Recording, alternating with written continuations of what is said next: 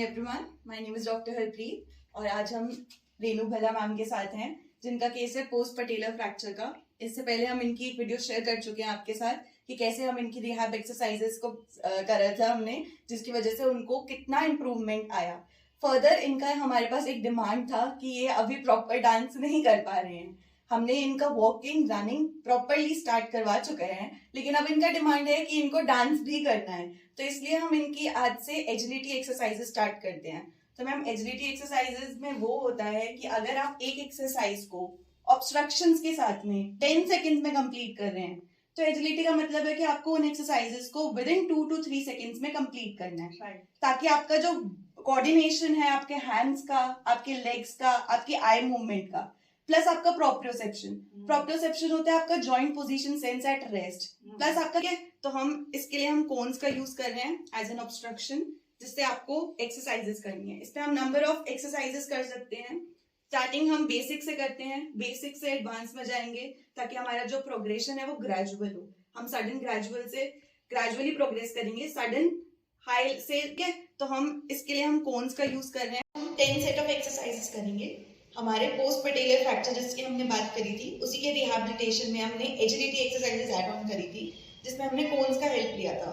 उसी में हम 10 set of exercises add on करते हैं। स्टार्टिंग हम फर्स्ट एक्सरसाइज करेंगे साइड वॉकिंग से।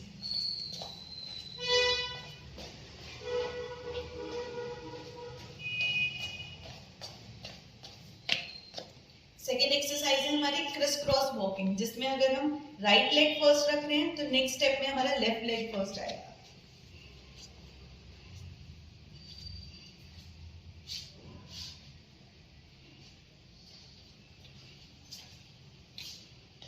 थर्ड एक्सरसाइज है हमारी जिसमें हम हाई जंप करेंगे।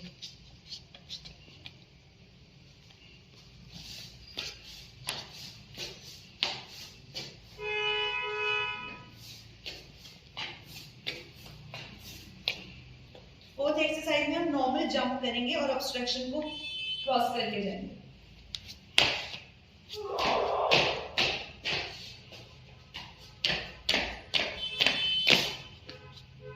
नेक्स्ट एक्सरसाइज में हम अपने टोज पे आके इन ऑब्स्ट्रक्शन को क्रॉस करेंगे।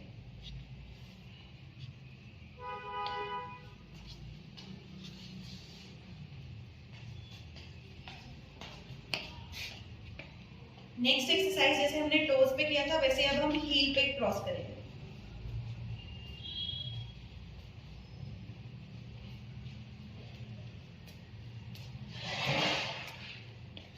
अब हम इन ऑब्स्ट्रक्शंस को डबल कर देंगे, 2 टाइम्स ऑब्स्ट्रक्शन करेंगे।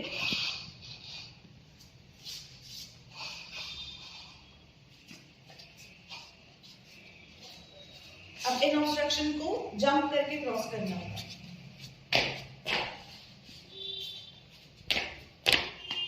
नेक्स्ट एक्सरसाइज में हम सिंगल लेग पे जंप करेंगे।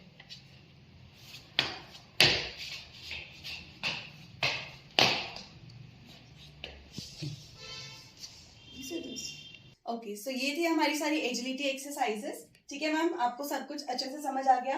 अब आपको घर में भी ये एक्सरसाइजेस कंटिन्यू रखनी है और इसके बाद आगे जाके फिर हम प्रोग्रेस करेंगे। उसके बाद आप अपना एक बार डांस के लिए ट्राई करना। उसके बाद भी अगर आपका नहीं हो पाता तब हम इसको फर्दर इंक्रीज करेंगे। अदरवाइज इससे आपका डांस जो है प्रॉपर तरीके से आ जाना चाहिए।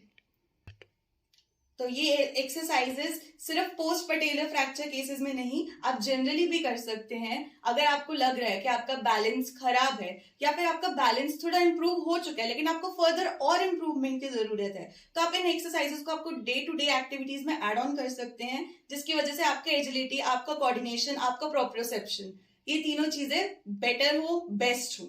Thank you. Good evening. आज मैं आप लोगों को एक बहुत ही इंटरेस्टिंग केस पोस्ट फ्रैक्चर पटेला का जो है, मैं एक पेशेंट है हमारे साथ, उनके साथ मैं थोड़ा सा कुछ रिव्यू करवाता हूँ। इसलिए कि रीज़न ये चीज़ है कि काफ़ी सारे पेशेंट्स ये सोचते हैं कि पोस्ट फ्रैक्चर पटेला के बाद में जो है आपको एक्सरसाइज की ज़रूरत नहीं है या सारे डॉक्टर्स रिकमेंड भी नहीं कर रहे हैं। रीज़न ये चीज़ है कि सर्जरी हो जाती है, उसके लगता है कि ये चीज़ें अपने नॉर्मल लाइफ में आ जाएंगी धीरे धीरे करके टाइम के साथ में, लेकिन एक्चुअली में मूवमेंट बहुत सारा हैम्पर हो जाता है। उसका जो इन चीज़ों को जो फेस किया है उसके लिए एक हमारे पास पेशेंट है, एक बार उनसे बात कर लीजिए। हाँ मैम, कैसा लगा आपको? आपका पोस्ट फ्रैक्चर जब हुआ था, जब फ्रैक्चर हुआ था, वो ऑब्वियसली बात है, वो एक अच्छा सा साइन तो था नहीं। तो उसके बाद आपने कैसे कैसे करके क्या हुआ, आपका जर्नी कैसा रहा? See, I had undergone this patellar fracture way back in May end 2022, and I was under a very senior doctor from a very renowned hospital, and they refused me to go over to a physiotherapist. So after the follow-ups, I realized I could not get back to my normal life without taking a help of a physiotherapist. My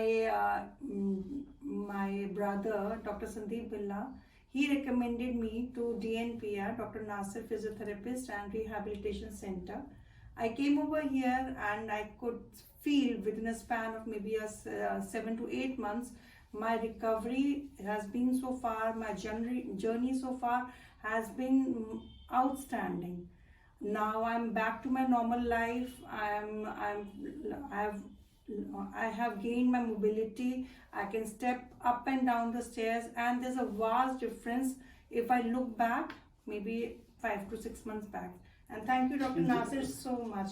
अच्छा, जब हमने basically हुआ कि जब ma'am मेरे पास आई थी तो उसका कुछ ऐसा हुआ उनकी लाइफ में कि जिसको देख करके मैं बहुत शॉक्ड रह गया कि एक केस सिर्फ पटेला फ्रैक्चर, इसकी वजह से आपकी लाइफ इस तरह से रुक गई, जबकि ये बहुत ही एक्टिव हैं, अपनी कंपनी की जीएम है, उसके बावजूद जो है ये इनकी लाइफ कंप्लीटली घर पे आके स्टक कर गया। तो फिर मैंने इनके काम को लिया।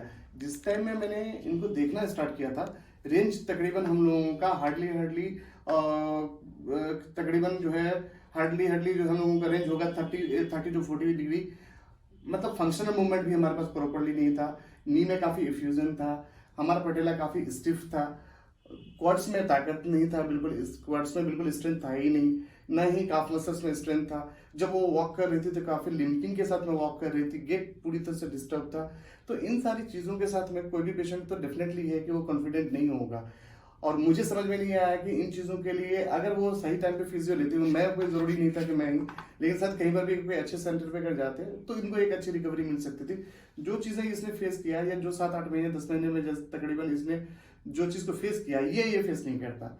इस वीडियो को बनाने का कोई और दूसरा मकसद नहीं है, मकसद यही है कि प्लीज़ फिजियो को रिकमेंड करें, फिजियोथेरेपी को दें और आप अपना काम कीजिए प्लीज़। पेशेंट को अच्छी रिकवरी आती है, उस चीज़ की गारंटी हम लोग ले ही लेते हैं, जी जान लगा के हम लोग काम करते हैं। पेशेंट भी उस चीज़ को सफ़र करता है तो अच्छा नहीं होता ना। उसके बाद अगर यदि मान लीजिए एक्सरसाइज करता है, पेशेंट अच्छा करता है तो अच्छी बात है। तो इन सारी फेज में हम लोगों ने जब ट्रीटमेंट स्टार्ट किया, फर्स्ट फेज हमारा था कि जस्ट हम लोगों को कैसे रिकवर करेंगे पोस्ट पटेला फ्रैक्चर के स्टिफनेस वगैरह से। देन उसके बाद में हम लोगों को जब इनको कम्प्लीटली रेंज के साथ में हमने फ्री कर दिया, ये चली गई, ऑफिस अपना जाना स्टार्ट कर दिया, सब कुछ अपना बढ़िया चला। एक दिन मेरे पास आती है और कहती है कि भाई मैं अभी तक डांस नहीं कर पाती हूँ। तो मैंने इसका रिहैब का प्रोग्राम प्लान किया और उसके बाद रिहैब के प्रोग्राम में जो एक्सरसाइज हमने इससे पहले आपको दिखाए हैं, ये सारी एक्सरसाइज तकरीबन वही हैं और ये कर रही हैं और ये बहुत खुश है। इसके बाद में इनको रिहैब क्यों जरूरी था, या एक आपका फ्रैक्चर मैनेजमेंट के बाद में फिजियो का, उसके बाद में रिहैब क्यों जरूरी है, एक बार ये आपको बताइए। कैसा लगा आपको रिहैब और दोनों मैनेजमेंट में क्या डिफरेंस लगा आपको? Frankly speaking, मुझे बहुत अच्छा लगा।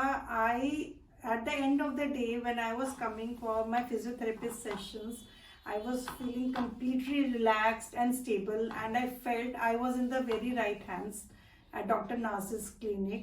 So I would really recommend कि I've suffered a lot, but I would really recommend कि आप लोग फिजियोथेरेपी जरूर करिए, whatever the case may be. बिल्कुल We cannot keep it at the we should prioritize physiotherapy. I think if you undergo any surgery, we should prioritize surgery.